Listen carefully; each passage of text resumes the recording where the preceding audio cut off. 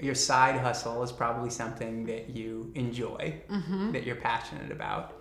I would start, as soon as you discover that it's something that you're passionate about. Doing what you enjoy will bring out new parts of you. It will enrich your life. It'll be fulfilling. You'll learn a lot from trying to start your own side hustle business or project. Most people usually think like, oh, I wish I had done this 5 years ago or 10 years ago, right? We look at somebody who has our dream career and they're like up here and we think, I should have started 5 years ago. Today's today, like do it so that 5 years from now, you are doing the thing that somebody else is looking at and being like, oh wow, look at what that person's doing. I wish I had started that 5 years ago. I don't think it's ever too late. And even if it didn't lead you to a career in that field, it's still going to be enjoyable. You're going to learn a lot about yourself or learn something that then you can weave into your career or enriches your life or whatever. Like it's going to be